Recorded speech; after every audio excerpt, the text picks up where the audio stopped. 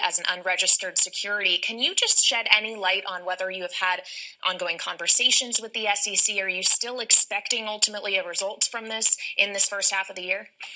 So it's been about almost 2.5 years since that litigation began. We have tried to move it forward as quickly as we possibly could. The litigation is fully briefed in front of the federal court, and we do expect a decision certainly in 2023. The question is, in the first half, the nature of that is the judge, we don't get to control that. I think it's clear that the judge involved here is aware of how seminal this issue is and how important this case is. So on one hand, I think that's good because it's getting attention. On the other hand, we want it to be thoughtful and to get it right. So if that takes time, that's okay. Securities. On the securities question, the SEC has pursued similar cases to the one concerning Ripple around unregistered securities. How do you see your case in particular as differentiated from those, some of which the SEC has won? Well, the ones that the SEC has won have, in my judgment, really been very clearly ICOs, initial coin offerings, where a company issued a token and raised capital to build a business. That isn't what happened with Ripple. Ripple uses XRP to solve a cross-border payments problem. To send money overseas today, it tends to be slow, expensive, and frankly, very error-prone. We're using these technologies to make that real-time. Why is it that I can send an email to anywhere in the world? You don't have a cross-border email.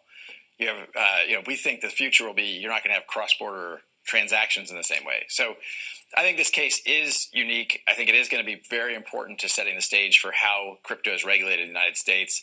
I'm very optimistic, quite frankly. I think the law is on our side. I think the facts are on our side. And ultimately, I think history is going to be on our side because these are not technologies where you can put the genie back in the bottle. And just quickly, why not just avoid the battle or put it to an end and register XRP as a security? If the SEC had done the work to create a framework to do that, there's no framework to register a digital asset. There's nowhere for it to trade. You can't trade it. If it's a digital asset that's a security, you can't trade it on Coinbase. You can't trade it on Kraken. You can't trade it on the NASDAQ. So it's a little bit putting the cart before the horse. If the SEC had done the work to say, here is how this is going to exist in the United States, that's great. But I think that the SEC really has gone beyond what the law says and is really trying to expand their, for power and for politics, they're putting that ahead of sound policy. Welcome to the Crypto Teacher. And I come back with that video just to make you think. Don't forget to like and subscribe to the channel. And guys, we had Brian Armstrong yesterday on Bloomberg. Now we have Brad Garlinghouse. So we know something is brewing around the corner.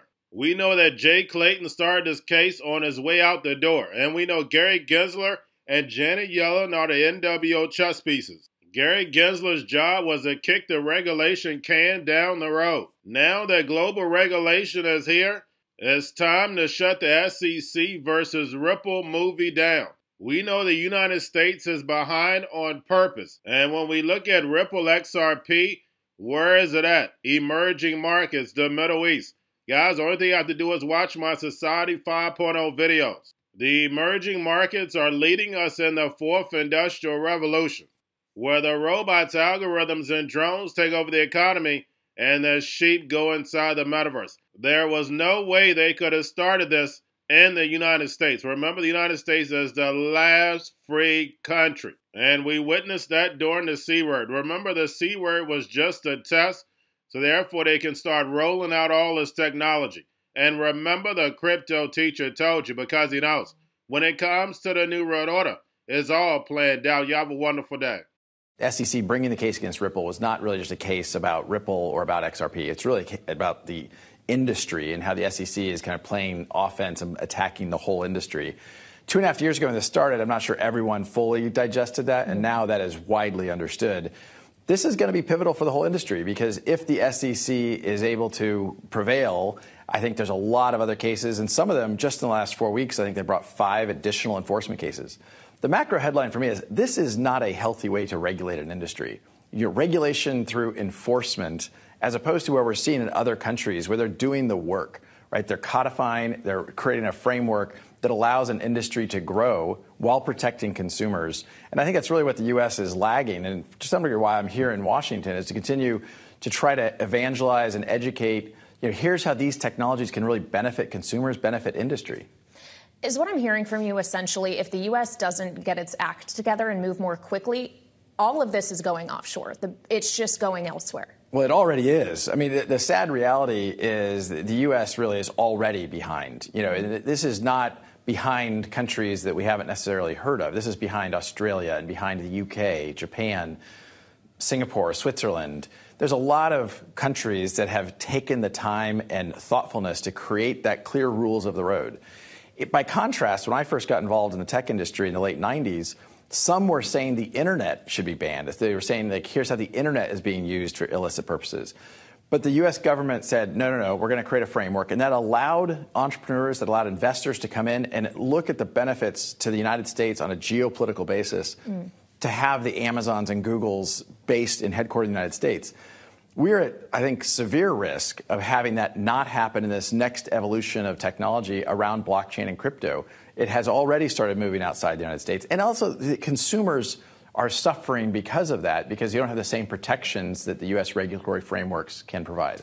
What would a good framework look like, in your view?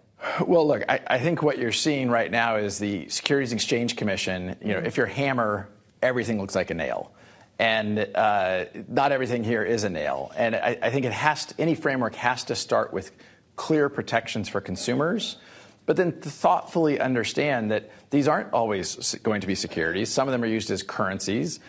That is, having an efficient process to trade, exchange, move those things would be much harder in a world if they were regulated as securities. Going to a different economy, and we're going to be learning more about that as we go, but clearly we're learning that things can be done from remote locations. We're learning that technology can replace people even more than we thought. We're not going back to the same economy. We're recovering, but to a different economy, and it'll be one that is more leveraged to technology. And I worry that that is going to make it even more difficult than it was for many workers. In Silicon Valley, and my friends who work in technology know that what we did to the manufacturing workers, we are now going to do to the retail workers, the call center workers, the fast food workers, the truck drivers, and then even bookkeepers, accountants, insurance agents, lawyers, and on through the economy. So what happened to the manufacturing workers is a very clear sign. And so we'll import Chinese-based CBDC technology. So it's going to be CBDC in a box provided to you by the People's Bank of China. It's Cryptoteacher and the New World Order book, plus the 3 kids books. It's time to re-educate.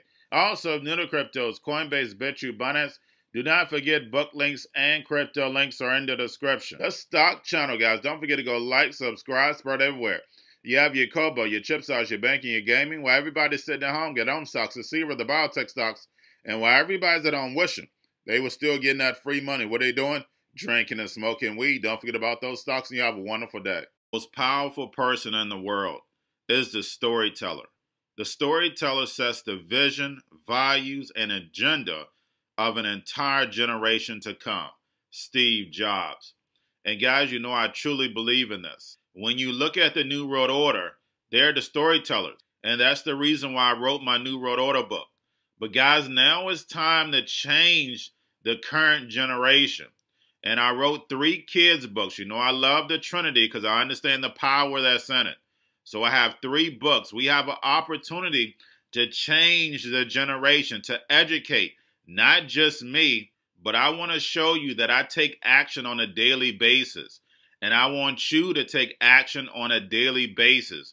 Whether it's your job, whether it's in your community, we have an opportunity right now to educate the masses. I posted this on my Twitter account. Please share, but this is a short clip of the 3 books. There's going to be a clothing line and action figures. Please get these books for your kids, nephews, cousins, friends, so therefore we can start the re-education now. Because as we see, the 4th Industrial Revolution foundation is definitely here. Robots, algorithms, drones, taking humanity out the picture. We have to re-educate. But let's get into the video. Part 1. King Joshua and Grandma Tam save the village. Part 2. King Joshua and Grandma Tam save New York from COVID-33. Part 3. King Joshua and Grandma Tam goes to China. It's mandatory to get part 1, part 2, and part 3 of this series. It's time to re-educate Generation Z.